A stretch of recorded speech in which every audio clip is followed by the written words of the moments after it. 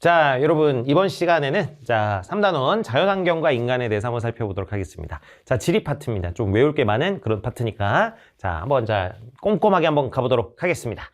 자, 보면 자연환경과 인간 생활 이렇게 나오는데 이 자연환경과 인간 생활의 관계 이렇게 나와요. 자, 인간은 기후, 지형, 토양, 식생 등 자연환경에 따른 고유한 생활 양식을 형성합니다. 뭐 이건 당연한 얘기 아니에요. 더운 지역에 사는 사람, 추운 지역에 사는 사람, 비가 많이 내리는 지역에 사는 사람, 비가 별로 안 내리는 지역에 사는 사람들의 생활 양식, 이걸 뭐라 그래? 문화라고 하죠. 그래서 그 문화라는 것은 다양하게 형성이 된다. 기후, 얼마나 이제 비가 많이 오고 기온이 높고 낮은가, 지형, 산지인가, 바다인가, 평지인가, 토양의 성질이 어떠한가, 그리고 거기 식생, 거기서 자라나는 식물들은 어떤 것들이 있는가, 이것에 따라서 다양한 생활 양식, 문화가 형성이 됩니다. 자, 그래서 세계의 기후 지역을 구분을 해보면은요, 이 여러 가지로 구분해 볼 수가 있는데, 크게 열대기후, 건조기후, 온대기후, 냉대기후, 한대기후 이렇게 이제 볼 수가 있습니다. 자, 이게 어떤 순서냐면 저위도에서 고위도로 가면서 나타나는 순서다라고 볼 수 있어요. 자, 밑에 지도를 잠깐 보시면은요, 이 저위도라는 건 어디를 얘기하는 것이냐면, 자, 여기 선이 그어져 있죠. 자, 요 선을 가리켜서 우리가 뭐라고 하지요? 적도라고 합니다. 적도. 그래서 적도 지방에는 태양열이 굉장히 많이 들어옵니다. 태양열이 굉장히 많이 들어오기 때문에 적도 지방에서는 열을 받아가지고 상승기류가 많이 생겨요. 상승기류가 많이 생기고, 이 상승기류로 인해가지고, 구름이 많이 생깁니다. 구름이. 그래서 구름이 많이 생겨서 여기서 이제 비를 또르르르르르르르, 이렇게 비가 많이 내리게 되는데, 그래서 이 적도 부근 같은 경우는 덥고 습한 기후가 나타나게 됩니다. 그래서 적도 지방에 보면 이렇게 빨간, 그걸 뭐라고 하냐면, 열대 우림 기후라고 해요. 그래서 적도 지방은 덥고 비가 많이 내리는 열대 우림 기후가 나타나고, 적도 지방 주변에는 사바나 기후라고 해가지고, 사바나 기후는 건기와 우기의 구별이 뚜렷한 열대 기후를 말하는 것입니다. 그래가지고 건기 때는 이제 비가 별로 안 와가지고 물소들이 물 마시려고 이제 물을 찾아서 막 두두두 여행을 하고, 라이온킹에 보면 뭐 이제 그런 게 많이 나오죠. 그런 데서 이제 배경이 되는 게 이제 사바나 기후의 모습이고, 열대 몬순 기후 같은 경우는 이 계절에 따라서 바람의 방향이 바뀌는 그런 기후를 말하는 것입니다. 그래서 여기 보면 이제 필리핀이나 이런 지역들에서 이제 많이 나타나는 기후다. 그래서 여름에 좀 강수가 집중되는 그런 기후인데, 자, 열대기후는 하여튼 여러분 더운 기후로 알아두시면 됩니다. 그래서 열대기후의 특 한번 보면은요, 자, 열대기후 이제 1년 내내 기온이 높고 강수량이 많다 이겁니다. 그래서 옷차림이 얇고 가볍습니다. 더우니까 사실 뭐예요? 옷을 거의 이제 잘 안 입죠. 중요 부위 정도만 가리고 이제 옷차림, 전통적 옷차림을 말하는 것입니다. 물론 요새는 다 이제 옷을 어느 정도 입지만 전통적 삶이 그렇다는 거예요. 이 열대기후 지역에 옷차림이 얇고 가볍고, 그리고 가옥 구조가 이제 공기가 잘 통하도록 개방적입니다. 그리고 이 가옥 구조에서 나타나는 게 이 고상가옥, 열대 고상가옥이 나타나게 되는데, 어떻게 되냐면 땅에서 약간 어떻게 된다 여러분? 띄어서 짓습니다. 땅에서 약간 띄워서. 그래서 땅에서 띄어서 짓는 이유는 땅에 이제 열기도 좀 피하고요. 그리고 이제 비가 많이 내리니까 습기도 굉장히 많겠죠. 그리고 뭡니까? 거기 해충도 있고요. 뭐 뱀 이런 친구들도 있을 거야. 그래서 이런 친구들에게서 어떤 피해를 좀 피하기 위해서 땅에서 약간 띄어짓는 열대 고상가옥 형태로 많이 짓습니다. 자, 그리고 이제 지붕이 여기 급경사 지붕을 보여주는데, 급경사 지붕인 이유는 비가 자주 내리기 때문에 지붕에 비가 고이면 지붕이 무너져 내릴 수가 있죠. 그걸 막기 위해서 물이 잘 쓸러 내려갈 수 있도록 급경사 지붕을 보여주고 있습니다. 자, 그리고 열대기후 같은 경우는 음식이 잘 상할 수 있어요. 덥고 습하기 때문에 음식이 부패하기 쉽습니다. 자, 그래서 그런 걸 막기 위해서 기름을 이용해서 볶는 음식 문화, 아니면 튀기는 음식 문화, 아니면은 뭐 이제 독특한 향신료를 만들어서 음식이 잘 상하지 않게 하는 향신료 문화나 이런 것들이 발달하고요. 또 카카오나 커피 등을 재배하는 플랜테이션 농업, 이 플랜테이션 농업은 대농장을 말하는 것입니다. 그래서 이제 서양의 자본과 그 현지인들의 노동력, 그리고 이제 이런 열대기후가 결합해서 아주 커다란 대규모의 농장을 운영하는 경우들이 많은데, 그래서 이제 거기서 초콜릿의 재료인 카카오나 커피 등을 재배하게 되는데요. 이런 농업 방식을 플랜테이션 농업이라고 하고요. 전통적 농업의 방식은 뭐라고 하냐면 이동식 경작이라 그래요. 정확하게는 이걸 이동식 화전 농업이라고 합니다. 화전 농업. 열대기후 같은 경우는 숲이 우거져 있기 때문에 그 숲에서 농사를 짓기가 쉽지가 않습니다. 그래서 어떻게 하냐면 땅을 한번 불태우는 거예요. 땅을 한번 불태운 다음에 그 숲에 재를 거름으로 삼아서 그 지역에서 이렇게 조금씩 농사를 짓곤 하는 게 화전 농업입니다. 그런데 이 숲을 한번 불태운 다음에 농사를 짓는 것이기 때문에 땅의 생명력이 강하진 않습니다. 그래서 이제 뭐 1, 2년 농사를 짓게다 보면 또 땅이 황폐화되고 이러거든요. 그러면은 또 이제 다른 숲으로 가서 그 숲을 불태운 다음에 또 이제 농사를 짓는 그런 게 이동식 경작, 이동식 화전 농업이라고 합니다. 이게 이제 열대기후에 대한 이야기입니다. 자, 그 다음 이제 건조기후로 한번 가볼게요. 건조기후. 건조기후는 말 그대로 비가 굉장히 적게 내리는 지역입니다. 자, 지도 보면서 다시 한번 보시면 건조기후가 나타나는 대표적인 지역은 여기 보면 아프리카의 세상에서 가장 큰 사막이 있죠. 무슨 사막이 있습니까? 사하라 사막이 있습니다. 여러분 이 사하라 사막의 위치 정도는 눈 감고도 찍을 수 있어야 된다.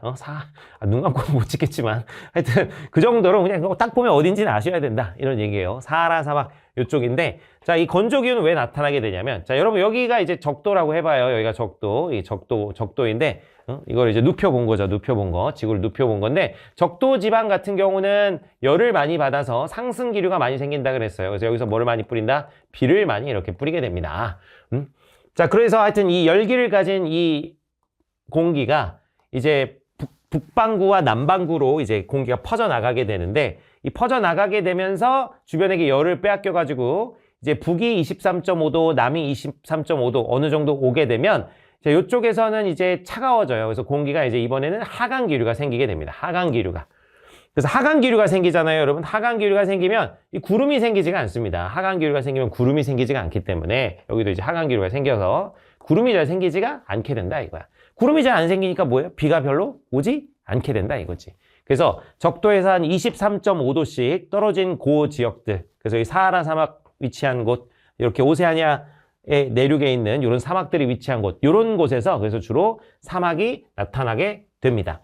그래서 이런 지역들을 이제 우리가 뭐라고 하냐면 건조기후라고 하고요. 건조기후 중에서 그나마 좀 비가 오는, 강수량이 그래도 한 250mm보다는 더 오는 그런 지역들은 초원이잖아요. 그래서 스텝기후라고 하고요. 이제 250보다도 연 강수량이 떨어지는 곳은 아예 뭐 이제 말말라 버리는 사막기후다. 그래서 사막 대표적인 지역들 보면 여기 아까 얘기했던 아프리카의 사하라 사막, 그리고 우리 아시아, 중국 북쪽, 몽골 지역에 있는 무슨 사막? 고비 사막입니다. 그래서 이제 우리 봄 되면 뭐야? 이 고비 사막에서 이제 황사가 많이 분다 그래가지고 우리나라 사람들이 가가지고 뭐예요? 그 몽골에다가 그렇게 이제 조림 사업, 숲을 많이 이렇게 우리나라 사람들 막 봉사단이 막 매년 가요. 몽골 가서 나무 심고 온다고. 자, 그래서 몽골 사람들이 우리를 어떻게 굉장히 좋아합니다, 여러분. 그래서 몽골의 그 한류 열풍 장난 아니잖아요. 하여튼 뭐 그런 것들이 다 서로 연관이 돼 있다. 사막 위치, 사하라 사막, 고비 사막 이런 데들을 잘 봐두셔라. 자, 특징 한번 보도록 하겠습니다. 자, 위로 올라가서 자, 건조기후 1년 내내 강수량이 적고요. 기온의 일교차는 큽니다. 자, 일교차는 하루간의 기온 차이를 말하는 것인데 낮에는 뜨거운 태양이 이제 막 비추니까 굉장히 더운데 밤이 되면 이제 사막 같은 경우 또 굉장히 추워집니다. 그래서 일교차가 굉장히 커요. 제가 좋아하는 젤다의 전설이라는 게임이 있는데 그래서 거기 사막 지역을 막 이제 돌아다니다 보면은 낮에는 더워가지고 이제 간편한 옷을 입어야 되는데 낮에는 또 밤에는 또 추워가지고 막 그 보온을 할 수 있는 옷을 막 입어야 되거든요. 그 게임에도 그렇게 잘 반영이 돼 있어요. 그래서 하여튼 일교차가 크다. 자, 그래서 이제 낮에는 이제 햇볕을 좀 피하고 또 이제 모래폭풍에서 이제 피해를 좀 막기 위해서 온몸을 감싼 헐렁한 옷차림을 이제 입습니다. 그리고 밤에 추위 대비하기 위해서 그런 것이기도 하죠. 자, 그리고 이제 가옥 형태는 이동식 천막이나 이동식 천막이 유명한 데가 바로 어디냐면 몽골의 게르입니다. 몽골의 게르. 몽골에서는 이제 말을 유목하면서 이제 살아가게 되는데 그래서 이제 말들이 풀을 뜯기 위해서 그 초원을 옮겨 다니면서 생활을 해요. 그래서 이동식 천막, 텐트 같은 집을 이제 주로 살게 되는데 자, 그거를 몽골의 게르라고 합니다. 그리고 이제 사막 지역에서 많이 나타나는 형태는 흙집이나 흙벽돌집이에요. 흙을 이제 굳혀가지고 집으로 만드는, 또 흙을 벽돌로 만들어서 그 벽돌을 쌓아 올리는 흙집, 흙벽돌집의 가옥 형태가 나타난다. 영화 알라딘 보시면은요, 여러분, 알라딘에 보면 거기 잘 나오는데 알라딘이 막 이제 공주랑 뭐 저기 파쿠르 하는 장면이 막 나와요. 이제 막 거기 뭐 그 건물 지붕 위로 막 뛰어다니면서 막 왔다 갔다 이런 장면들이 많이 나오는데 그때 나오는 집들이 이 사막에 있는 건조기후 지역에서 나타나는 대표적인 집들의 모습입니다. 그래서 모래폭풍의 피해를 피하기 위해서 이제 창문이 작고 이 집 간격이 굉장히 가깝습니다. 그래서 이제 파쿠르 같은 거 하기 좋은 거죠. 왔다 갔다 이렇게 하기가 좋은 겁니다. 그래서 이제 영화에서는 그런 게 잘 묘사돼 있죠. 막 벽을 탁탁탁탁 타고 쫙 올라간다든가 자, 이런 거. 그래서 그리고 이제 비가 거의 내리지 않고요. 그래도 가끔 비가 올 때는 그 비를 저장을 해야 되는 것이기 때문에 지붕이 좀 평평하게 이게 항아리 같은 거 올려놓기 좋게 이렇게 평평하게 되어 있다라고 볼 수가 있습니다. 자, 그래서 목축업 낙타나 말을 이렇게 이제 재배하는 목축업 그리고 이제 대추야자나 밀. 대추야자는 이 아라비아, 이 이슬람, 이 사막 쪽에서 많이 이제 먹는 과일을 이제 대추야자라고 하는 과일이 있습니다. 저는 뭐 먹어보진 않았는데 굉장히 단 과일이라 그래요. 이슬람 우리가 아는 그 이슬람 재벌들이 많이 먹는 그런 과일, 대추야자. 혹은 좀 건조한 지역에서도 좀 잘 자랄 수 있는 밀, 이런 걸 재배하는 관계농업이 발달합니다. 자, 관계농업은 바깥의 강에서 물을 끌어오는 것을 말하죠. 그래서 물을 끌어오는 농업이다. 물 끌어옴. 자, 그리고 덧붙여서 무슨 농업이 발달하냐면 이제 이 사막에서 좀 물이 나는 지역을 우리가 뭐라고 해요? 오아시스라고 하죠. 그래서 오아시스 지역에서의 농업도 좀 발달하게 되는데 그래서 오아시스 농업이 발달하기도 합니다. 역시 오아시스에서 재배하는 것도 뭐야? 대추야자나 밀입니다. 대추야자 나오면은 건조기후구나 이렇게 판단하시면 되겠습니다. 자, 그 다음에 볼 거는요, 여러분 이제 온대기후 지역인데요. 온대기후, 자 따뜻한 지역이죠. 기온이 온화해서 우리가 살기 좋은 그런 기후를 온대기후라고 합니다. 자, 밑에 잠깐 또 보시면은요, 자 온대기후는 여기 이렇게 4가지로 구분이 되어 있는데 뭐 실제로 여러분 구분하실 땐 3가지 정도로 보시면 돼요. 자, 이 지중해성 기후, 서한 해양성 기후, 그리고 이 온난 수분 기후랑 온대 겨울 건조 기후는 그냥 묶어가지고 요 두 개만 딱 빼서 요건 묶어가지고 요거는 온대 계절풍 기후라고 이해하시면 됩니다. 온대 계절풍 기후. 그래서 실제로는 그냥 3가지로 구분하시면 돼요. 서한 해양성 기후, 지중해성 기후, 온대 계절풍 기후 이렇게 구분하시면 됩니다. 이 온대 계절풍 기후가 나타나는 지역은 우리 동아시아 쪽을 말합니다. 동아시아 쪽. 그래서 겨울이 너무 건조하냐 아니면 겨울에 좀 눈이나 비가 많이 오느냐에 따라서 온대 겨울 건조 기후나 온난 습윤 기후로 구분하긴 하는데 이건 두 개는 크게 구분할 필요 없고 그냥 온대 계절풍 기후로 이제 잘 알아두시면 돼요. 동아시아 쪽에서 이렇게 주로 나타나는 온대 계절풍 기후. 그래서 온대 계절풍 기후의 특은 어떻게 되냐면 여름이 뭐하죠? 여름이 고온 다습합니다. 여름이 고온 다습하다. 우리나라 생각하시면 되죠. 여름에 덥고 비가 많이 오죠. 그리고 겨울에는 이제 한랭 건조하다. 한랭 건조.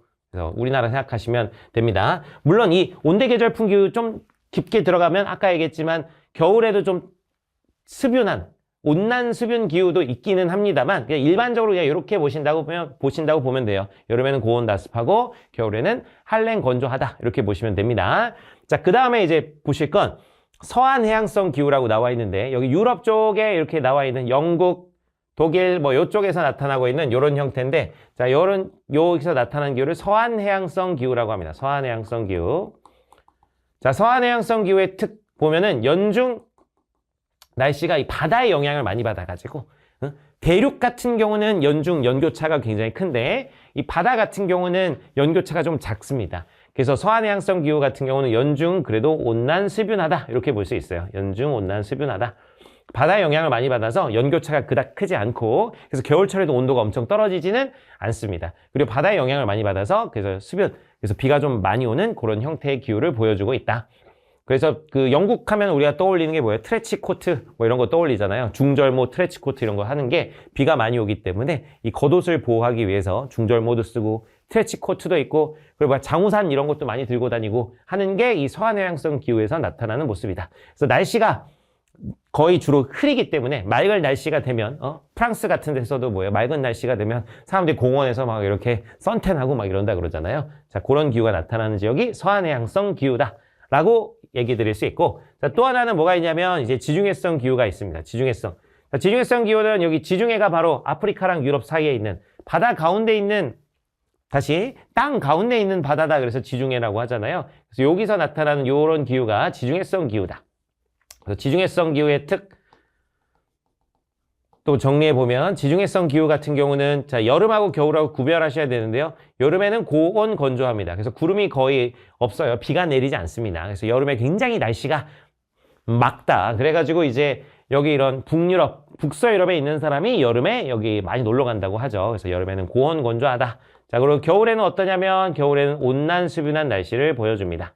자, 지중해성 기후의 특징은 여름이 고온 건조한 게 가장 중요한 특징이에요. 우리나라 같은 경우는 여름이 고온 다습하죠. 그래서 굉장히 습해가지고 에어컨이 없이는 사실 살 수가 없는데 이 지중해성 기온은 여름이 덥긴 하지만 건조하기 때문에 또 그늘에 있으면 굉장히 시원하다고 합니다. 그래서 지중해성 기후, 여름 고온 건조, 겨울은 온난수변하다. 이렇게 일단 기후의 특징을 잘 구분해 두시기 바랍니다. 다시 계절풍 기후, 온대 계절풍 기후는 여름이 고온 다습, 겨울은 한랭 건조하고 서한해양성 기후는 연중 온난수변하다. 어디 떠올리면 된다.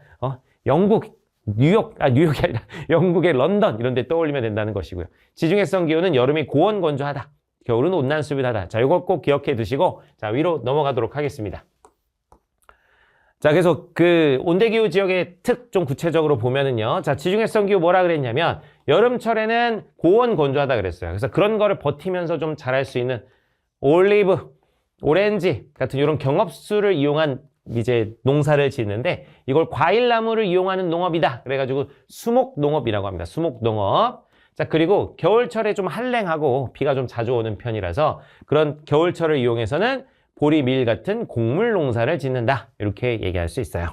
자, 그리고 온대 계절풍 기후 같은 경우는 여름철에 어쨌든 강수량이 많기 때문에 여름철에 강수량을 이용해가지고 덥고 강수량이 많은 걸 이용해서 벼농사가 발달합니다. 우리 벼농사 지으려면 뭐예요? 물이 많아야 되죠? 우리 모내기 할 때 생각해보면 그 물을 탁 받아놓고 농사를 짓잖아요. 그래서 벼농사가 발달하여 쌀을 이용한 음식 문화가 이제 발달하는 지역, 이 아시아 지역, 동아시아 지역 특히 이렇게 온대 계절풍 기후가 나타난다. 라고 보시면 되겠습니다. 자, 여기서부터 이제 더 북쪽으로 가면은요, 이제 냉대기후, 한대기후가 나타나게 되는데요. 자, 냉대기후 한번 보시면, 자, 겨울이 굉장히 길고 추우면서 기온의 연교차가 굉장히 큽니다. 냉대기후는 이제 여름 있긴 하지만 겨울에 엄청나게 추워지는 그런 기후가 냉대기후입니다. 그래서 냉대기후 여기 나와 있지만 이것도 뭐 크게 두 개를 구별하실 필요는 없습니다. 겨울이 더 건조한지, 겨울에도 어느 정도 좀 이제 비나 눈이 오는지에 따라서 구분하는 건데 그냥 다 퉁쳐서 냉대기후로 보시면 되는데 냉대기후로 유명한 지역 어디입니까? 여기 러시아 쪽이죠. 어디? 시베리아. 이쪽을 이제 한 냉대기후의 대표적인 지역으로 봐두시면 됩니다. 냉대기후 지역 같은 경우는 여름철엔 어쨌든 덥기 때문에 이게 나무가 또 잘 자랍니다. 그래서 거기서 자라는 나무들은 침엽수라 그래요. 잎이 뾰족한 침엽수. 이 침엽수 지대를 가리켜서 뭐라고 하냐면 타이가 지대라고 합니다. 타이가 지대. 그래서 이 타이가 지대에는 이 침엽수림이 엄청나게 많기 때문에 그 침엽수림을 이용한 집이 발달하죠. 무슨 집? 통나무집. 우리가 생각하는 그 불곰 나오는 그런 숲이 우거져 있고 막 불곰 있고 막 집이 있고 막 벽난로 있고 그런 모습들이 냉대기후의 삶의 방식입니다. 그래서 통나무집의 가옥 형태고 이제 목재, 나무가 많기 때문에 이 목재를 이용한 임업이 발달한다라고 얘기할 수 있습니다. 여기가 이제 냉대기후. 자, 그보다 이제 북쪽으로 올라가면 더 고緯도로 올라가게 되면 아예 이제 땅이 얼어붙는 지역들이 나타나게 되는데 자, 그런 기후를 뭐라고 하죠? 한대기후라고 합니다. 아예 이제 얼어붙는 기후가 나타나는. 그래서 겨울이 매우 길고 기온이 매우 낮으면 강수량이 이제 거의 없는 그런 지역들이 이제 한대기후다. 그래서 이제 가장 최난월, 가장 더운 달도 최난월도 그래서 10도 이상 올라가지 않는 사실 여름이라고 거의 볼 수 없는 그런 날씨를 보여주는 곳이 한대기후 지역입니다. 그래서 툰드라 기후 지역을 보면은요, 최난월 가장 더운 달의 평균 기온이 0도씨에서 10도씨예요. 0도씨보다 만약 내려가면 그건 아예 빙설 기후라고 해서 사람이 살 수 없는 그런 기후가 됩니다.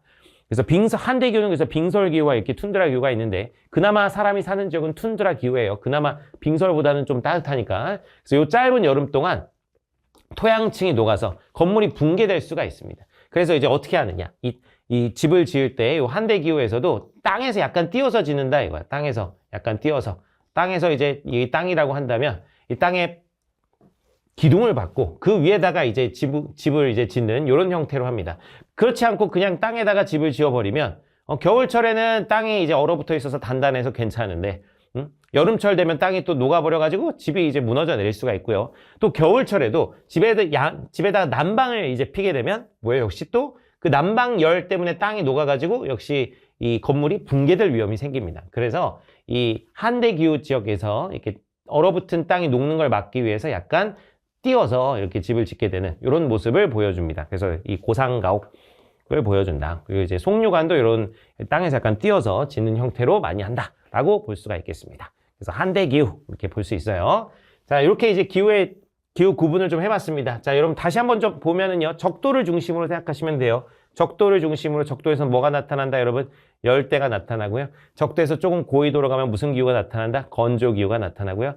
그 다음에 온대, 냉대, 그 다음 북쪽으로 올라가면 가장 이제 북극과 가까운 지역에서는 한대기후 이렇게 나타났다는 거 순서적으로 잘 봐두시기 바랍니다. 자, 그리고 하나 안 본 것도 말씀드리면은 여기 이제 고산기후라는 게 있어요. 고산기후. 그리고 고산기후는 말 그대로 높은 산지에서 나타나는 기후입니다. 그래서 여기 고산기후로 체크되어 있는 지역들 보면은 아주 산지가 있는 것을 알 수 있습니다. 여기가 이제 유명한 산지죠. 이제 남미의 안데스 산맥이 있고 또 몇 군데 체크해 보면 유럽의 여기 무슨 산맥, 알프스 산맥 이런 데가 있죠. 이런 데 이제 눈여겨 봐두시면 되겠습니다. 이건 산지에서 나타나는 기후다. 그래서 하나 더 써두시면 그래서 이제 고산기후 중에서도 이제 열대 고산기후가 있습니다. 열대 고산기후.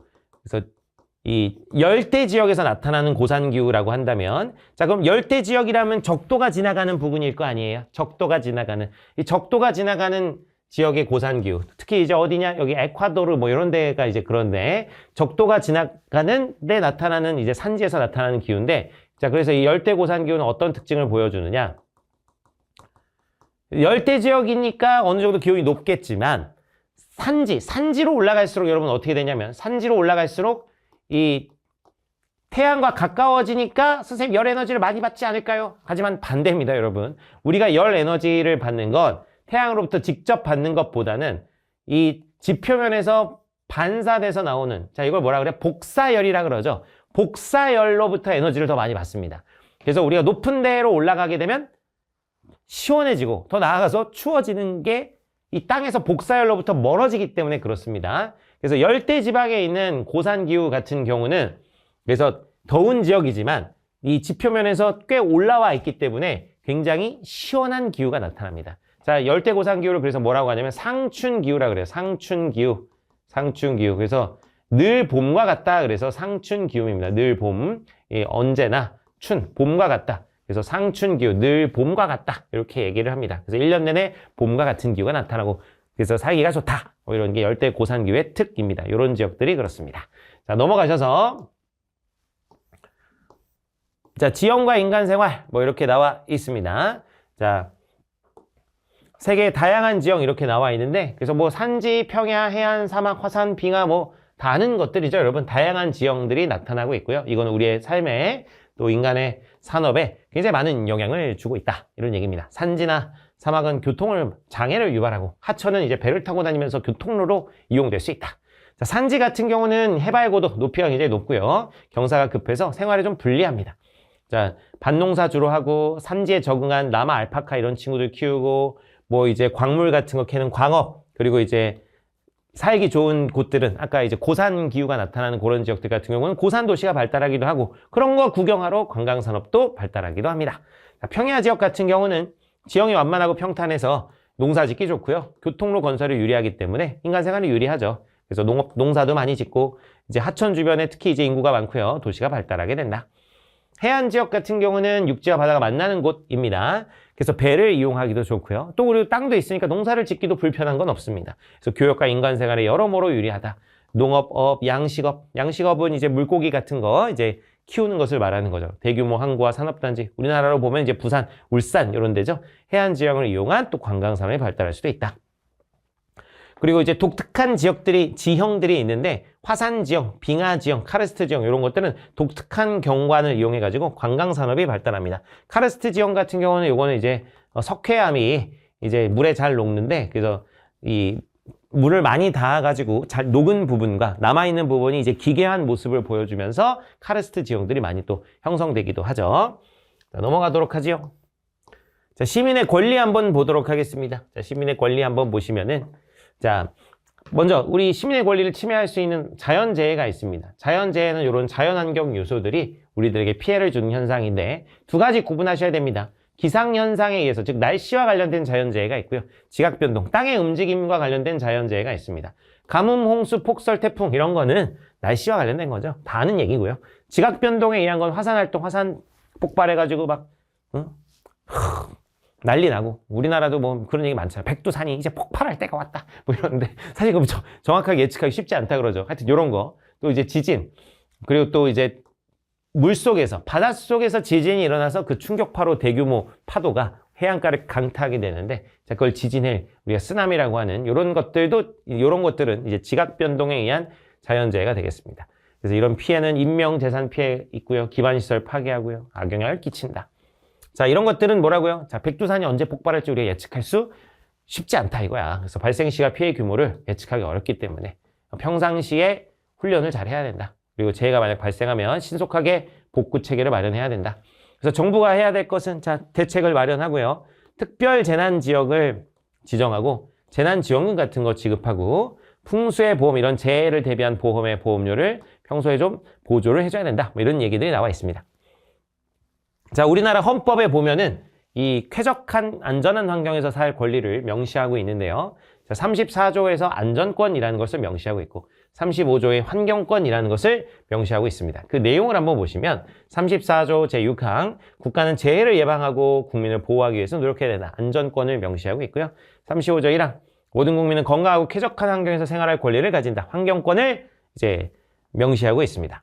그래서 이런 헌법에 따라서 여러 가지 법률을 만드는데 재난 및 안전관리기본법, 자연재해 대책법, 국민안전교육진흥기본법 등 여러 가지 법들을 만들었다. 그냥 쓱 봐두시면 되겠습니다. 자, 근데 요거는 좀 잘 기억을 해두세요. 34조 환경권, 34조 안전권, 35조 환경권. 요거는 잘 기억을 해두셔라. 그래서 안전권과 환경권, 34조, 35조. 가끔 선생님들이 치사하게 이런 거 있잖아요. 순서를 바꿔가지고 34조 환경권, 35조 안전권 이렇게 출제하신 경우가 있는데 자, 그러면은 아, 이건 X구나 라고 판단하시면 되겠습니다. 자, 다음으로 넘어가서요. 자, 안전하고 쾌적한 환경에서 살아가기 위해서 자, 어떤 노력들이 필요한가? 자, 국가적 차원에서 그냥 뻔한 얘기입니다. 자, 개인의 안정과 행복을 위한 적극적 노력과 역할을 국가가 수행해줘야 된다. 대피 요령 안내해주고 특별 재난 지역 선정하고 스마트 재난관리 시스템 구축하고 풍수의 보험 지원하고 방금 봤던 다 그런 이야기입니다. 자, 개인적 차원에는 자, 역시 뭐야? 이 교육 및 대응훈련에 적극적으로 참여하고 권리를 인식하고 국가와 지방자치단체에 빠르게 요청하고 신속한 복구와 피해 보상 신청하고 성숙한 시민의식을 갖고 그냥 뻔한 얘기입니다. 자, 패스하도록 하겠습니다. 자, 인간과 자연의 관계 한번 보도록 할게요.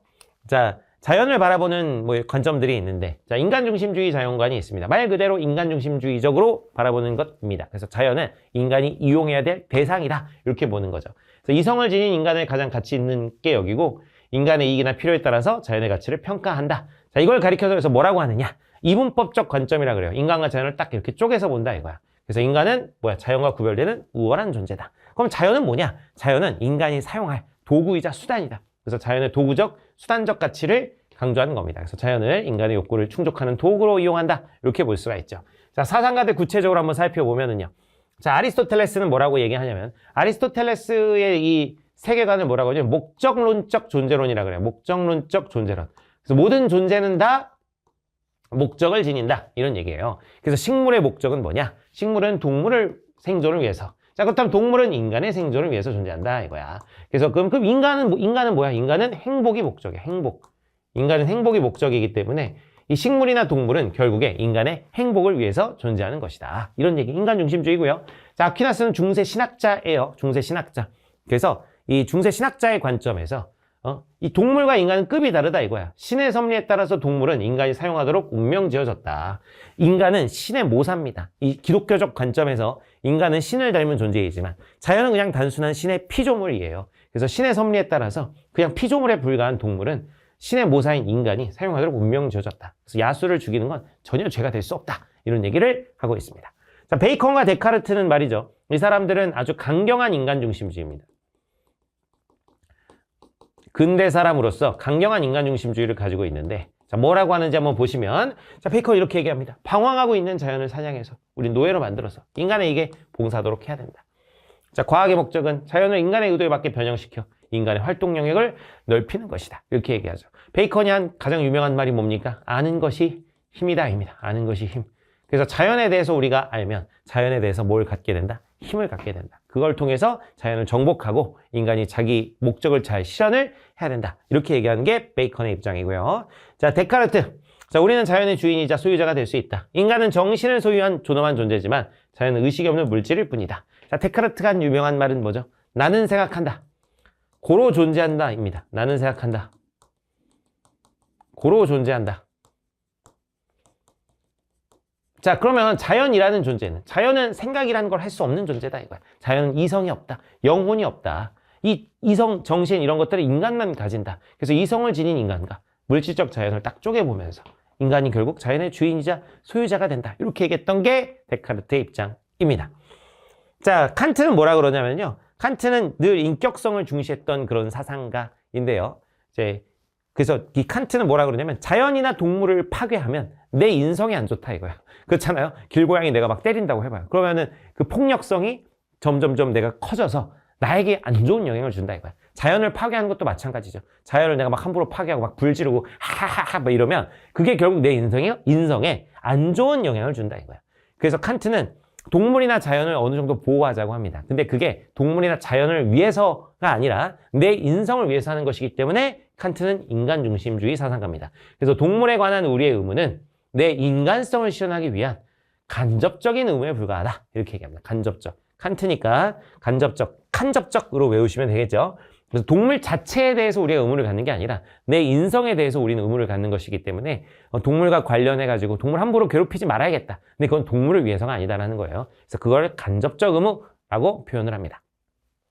자, 이런 인간중심주의 같은 경우, 특히 베이컨과 데카르트의 이런 사상 같은 경우는 자연을 막 개발하고 파괴해도 된다. 이런 걸 정당화했기 때문에 그래서 환경 파괴의 요인이 되기도 했습니다. 그래서 지구온난화 같은 환경적 재앙, 인간의 지속 가능한 생존 이런 것들이 위협받게 되는 이런 결과를 가져오겠다는 것이죠. 물론 장점도 있어요. 경제 성장과 기술 발전을 이뤘죠. 이런 양면적인 면이 있다는 것입니다.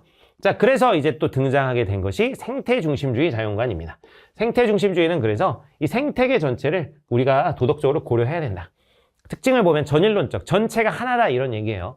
그래서 인간을 포함한 자연 전체는 결국 하나다. 그래서 인간도 자연을 구성하는 일부이다 라는 거죠. 그리고 자연은 아까 얘기했던 자연을 단순한 도구로 바라보는 것이 아니라 자연은 내재적 가치를 지녔다 이거야. 내재적 가치는 뭐냐면 그 자체가 지닌 독립적 고유의 가치. 그래서 존중받을 가치라고 보시면 돼요. 존중받을 가치. 그 자체로 존중받을 가치입니다. 그래서 자연은 그 자체로 본래의 가치. 자, 이 내재적 가치는 같은 말로 본래적 가치라고 얘기하기도 합니다. 그래서 자연은 그 자체로 존중받아야 된다. 대표적인 사람이 레오폴드라고 있어요. 레오폴드의 대지윤리. 자, 그래서 이 생태계의 의의를 유기체와 무생물의 상호 의존으로 본다. 자, 무생물까지도 그래서 고려하자 이런 얘기예요. 공동체의 범위를 동물, 식물, 토양, 물 등을 포함한 대지까지 확장한다. 대지라고 해서 여러분 단순히 땅만 얘기하는 게 아니라 이 대지는 자연 전체를 의미하는 것입니다. 그래서 자연 전체를 대표해서 그냥 대지라고 표현하는 것이에요. 국어로 하면 대유법이죠. 대유법. 자연을 대표해서 대지라고 표현을 한 것입니다.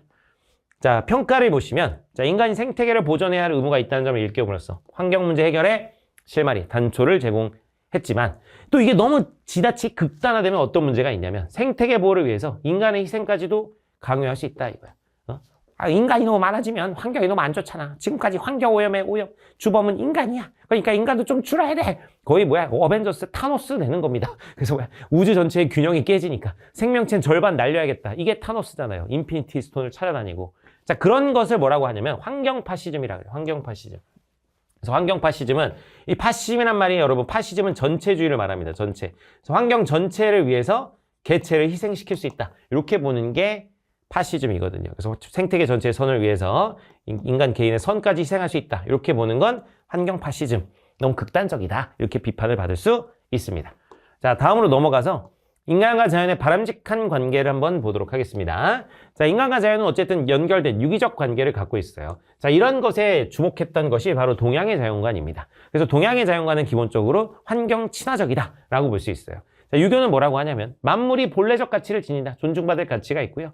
그래서 인간은 하늘로부터 이 도덕적 본성을 부여받았는데 그래서 그걸 잘 발휘해서 하늘과 하나가 돼야 된다. 천인합일의 경지를 추구하고 또 인간이 하늘의 도를 본받아 다른 인간과 존재를 사랑하고 어지게 행동하는 자, 즉 인을 베푸는 것을 바람직한 삶으로 봤다. 유교에서 강조하는 도덕적 삶. 자, 불교에서는 뭐라고 하냐면 불교의 세계관은 연기설이죠. 자, 모든 거는 인과 연, 원인과 조건에 따라서 다 연결돼 있다 이거야. 그래서 만물이 독립적으로 존재할 수 없다. 서로 다 연결돼 있다. 자, 이 연기를 깨달으면 우리는 모든 생명에 대해서 애처로운 마음에 자비를 느끼게 된다. 그래서 이거를 실현하면서 사는 것이 역시 좋은 삶이다. 이렇게 얘기하는 것이고요. 자, 도가 같은 경우는 도가에서 얘기하는 건 무위자연이죠. 인위적인 것을 다 버리고 자연 그대로 스스로 그러하게 살아가야 된다는 것을 추구하고요. 인간의 의지, 욕구와 관계없이 그대로 존재하는 역시 자연의 가치와 아름다움을 강조한다. 그래서 인간은 자연의 섭리에 순응해야 되고 자연과 조화를 이루어야 된다. 이런 것들을 강조하는 게 도가입니다. 어쨌든 동양은 다 인간과 자연의 조화를 강조하는 거예요. 각각의 키워드들로 구분하셔야 됩니다. 천인합일, 인을 베푸는 것, 유교. 자, 불교에서는 연기설, 자비. 도가에서는 무위자연, 이런 것들을 잘 눈으로 익혀두시기 바랍니다. 자, 자연과 공존을 이루기 위해서 우리는 어떤 노력들을 해야 하는가? 제가 개인적 차원에서는 친환경적인 가치를 추구하고 일상생활에서 실천하고요. 생태 공동체 의식을 정립하고 사회적 차원에서는 여러 가지 사회제도 좀 한번 만들어보자. 생태도시, 자연환경을 고려하는 도시, 슬로시티, 이 전통과 자연과 친화적인 이런 도시들을 이제 우리가 지정을 하고요. 생태통로라는 건 동물들이 다닐 수 있는 길을 하는 겁니다. 예를 들면 산이 있는데 터널을 이렇게 뚫었다. 그럼 동물들이 막 로드킬 당할 수 있잖아요. 그래서 그 위에 동물들이 다닐 수 있는 안전한 길, 이런 것들을 만들어주는데 그런 걸 생태통로라고 하고요.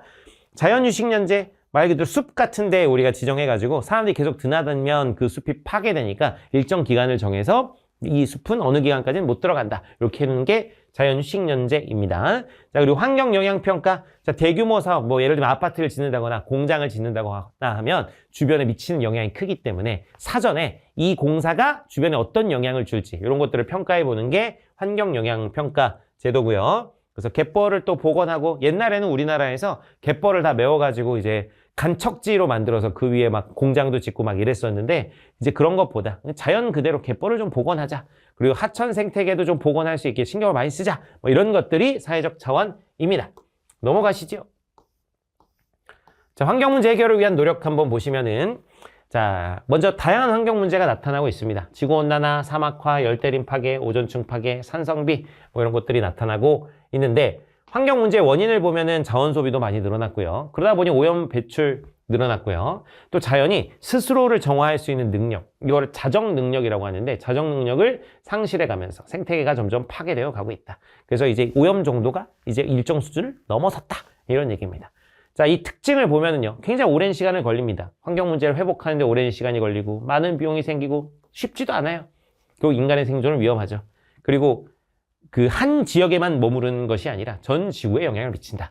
이런 이제 특징들을 가지고 있습니다. 자, 그래서 대표적인 환경 문제 한번 살펴보면, 자, 지구온난화, 뭐 워낙 요새 문제라, 친구들 뭐 다 아실 텐데, 이 화석연료를 사용을 하게 다 하고, 또 화석연료 사용하게 되면 이산화탄소가 발생하게 되는데, 그 이산화탄소를 또 흡수해 줄 수 있는 산림이 파괴돼서 이제 온실가스가 지구의 점점 농도가 높아집니다. 그 이산화탄소의 농도가 높아지는 이런 현상이 지구온난화죠. 그래서 이산화탄소의 농도가 높아지니까 지구에서 열이 우주로 빠져나가지 못하게 된다 이거야. 그래서 지구의 기온이 점점점 상승하게 된다. 자, 그래서 빙하가 녹고요. 빙하가 녹아서 해수면이 상승되죠. 그래서 낮은 지대는 침수되게 되고, 동물들의 그래서 환경이 변화하게 됩니다. 그리고 이제 이렇게 기온이 올라가면서 기상이변이 막 생기는 거예요. 갑자기 태풍이 친다든가, 아니면 갑자기 이상 한파 혹은 이상 고온, 이런 것들이 막 나타나게 된다 이거죠. 자, 이런 문제를 해결하기 위해서 기후변화 협약, 리우데자네이루라는 데서 기후변화 협약을 1992년에 이제 체결하고요. 그 구체적인 내용들을 이제 또 교토 오정서 5년 후에 일본 교토에 모여서 교토 오정서에서 체결합니다. 그래서 이때 교토 오정서에는 선진국에게 감축 의무를 부과합니다. 그래서 이때는 선진국에만 감축 의무를 부과했다. 선진국에만 감축 의무를 부과했는데, 자, 그로부터 이제 18년 후 파리 협정에서는 이제 어디까지, 이번에는 개도국도, 개발도상국도 감축 의무를 이제 부과했다라고 볼 수 있습니다. 자, 그래서 대책을 보면은 화석연료, 석유나 석탄 사용을 좀 줄이고요. 조림, 숲을 이제 조성하는 조림 사업 등을 실시하는 것이 대책이라고 볼 수가 있고요. 자, 그 다음 보시면 오존층 파괴 나와 있습니다. 자, 원인을 보면 오존층 파괴 물질인 염화플로리나탄소, 자, 요거를 프레온 가스라고도 하는데, 요새는 국제사회에서 다 제재하기 때문에 프레온 가스 안 씁니다, 여러분. 사실 그래서 오존층 파괴 문제는 거의 다 해결됐다, 이렇게 이제 평가를 하고 있어요. 자, 근데 이제 옛날에 이제 어떤 문제들이 많이 생겼느냐, 이 스프레이나 냉장고 냉매로 쓰이던 프레온 가스가 오존층을 파괴해서, 이 오존층의 역할이 뭐냐면 자외선을 막아주는 것이었는데, 자외선이 그대로 이제 지구로 들어온다는 거야. 그래서 지상에 도달하는 자외선 증가로 인해서 피부 및 눈 질환이 늘어나고 농작물이 막 말라 죽고 이런 일이 생깁니다. 자, 그래서 프레온가스의 사용을 규제하는 몬트리올 의정서라는 걸 체결하게 돼서 그래서 플로리나탄소 배출을 이제 규제하고 있고 대체 냉매제가 많이 개발돼서 현재는 많이 좋아졌다. 이렇게 얘기할 수 있고요. 자, 그다음 산성비 한번 보겠습니다. 산성비. 산성비는 매연이 주된 원인이에요. 공장이나 자동차 배기가스 매연이 원인이고 그래서 이 비가 산성이 돼가지고 나무를 이제 말라 죽게 하고 농작물에 피해를 입히고 하천과 호수가 산성화돼가지고 막 물고기들이 둥둥 떠다니고 죽어가지고 건축물과 조각상이 부식되고 이런 건 이제 산성비의 피해라고 볼 수가 있습니다. 그래서 공장 자동차의 이제 필터, 타랑 시설 같은 거 잘 만들고요.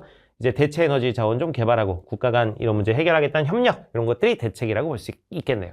자, 사막화 현상과 관련해서는 아까 우리 세계에서 가장 큰 사막, 사하라 사막 얘기 드렸었죠. 사하라 사막 주변을 사헬지대라고 합니다. 사하라 사막의 주변지대다 그래서 사헬지대라고 하는데 이 사막이 점점 좀 커지는 거예요. 우리 탈모가 생기면 그 탈모 영역이 점점 넓어지는 것처럼 이 사막이 점점 넓어지는 겁니다. 자, 원인을 보면 극심한 가뭄, 과도한 경작과 목축 때문이다. 그래서 사막 지역이 넓어지고 이 식량 물 부족 문제가 점점 생겨난다. 자, 대책 보면 좀 규제하자 이겁니다. 그래서 과도하게 말이나 낙타나 이런 거 방목하는 거 좀 막고 그리고 역시 과도하게 개발하는 거 좀 막고 역시 숲을 좀 만들자 뭐 이런 이야기. 그래서 관련된 산업이 관련된 협약이 사막화 방지 협약이라고 94년에 체결한 게 있습니다. 자, 그 다음에 보면 이제 열대림 파괴 나와 있죠. 자, 그래서 적도 지역에 이 열대 지역에서 이제 대규모 숲 열대림들이 존재하는데 이 열대림이 이산화탄소도 많이 흡수하고 하기 때문에 지구의 허파라고 불리는 지역인데 또 이제 이 지역에 막 도시도 만들고 도로도 내고 이러다 보니까 무분별한 벌목 나무를 베고 이제 땅을 이제 숲을 없애고 뭐 이제 가축들 기르고 이러면서 숲이 많이 사라져가고 있다는 거예요. 그래서 그 열대림에서 살던 동식물들이 사라져가고 있다. 그래서 생물종이 감소하고 있다. 안 되겠다. 열대우림 보호하자라고 해가지고 1992년 생물 다양성 협약이라는 걸 체결합니다. 그래서 열대림에서 사는 이 생물들의 다양성을 우리가 계속 유지해야 된다. 이 멸종되는 걸 막자 이렇게 이제 한 것이고요. 여러분 우리가 봄에 다 겪는 황사 문제, 중국이나 몽골의 사막지대에서 모래나 먼지가 바람을 타고 편서풍을 타고 날아오게 됩니다. 그래서 농작물에도 피해 주고요. 호흡기 및 눈 질환을 발생시킨다. 뭐 우리 다 겪는 거고. 자, 미세 플라스틱 보시면은요. 요새 우리 일회용품 플라스틱을 워낙 많이 쓰게 되는데 자, 그것들이 이제 바다나 이런 데 버려지게 되면서 분해돼서 굉장히 눈에 보이지도 않는 알갱이들이 확 돌아다니게 된다 이거야. 그러면 이제 바다에 있는 참치나 광어 이런 친구들이 그 미세 플라스틱을 축적하게 되고 그러면 또 우리가 맛있게 또 참치회를 먹으면 그 미세 플라스틱이 우리 몸에도 이제 누적되게 된다. 뭐 이런 얘기입니다. 물과 생태계를 오염시키고 사람 몸에 침투해서 생명을 위협하게 된다. 해양 쓰레기섬 같은 경우는요. 역시 해양으로 유입된 쓰레기가 이렇게 서로 이제 뭉쳐 다니면서 이제 커다란 쓰레기 섬처럼 섬의 모양처럼 이제 형성이 되는 걸 말합니다. 그래서 이제 역시 바다의 환경에 피해를 끼치고 또 이제 미세 플라스틱 그 쓰레기들이 이제 플라스틱이 많으니까 미세 플라스틱이 발생하는 문제가 있습니다. 자, 넘어가도록 하겠습니다. 자, 그래서 그것과 관련된 다양한 주체들의 노력 한번 보지요. 자, 정부는 역시 이런 것들을 규제하기 위해서 법과 제도를 마련해야 된다.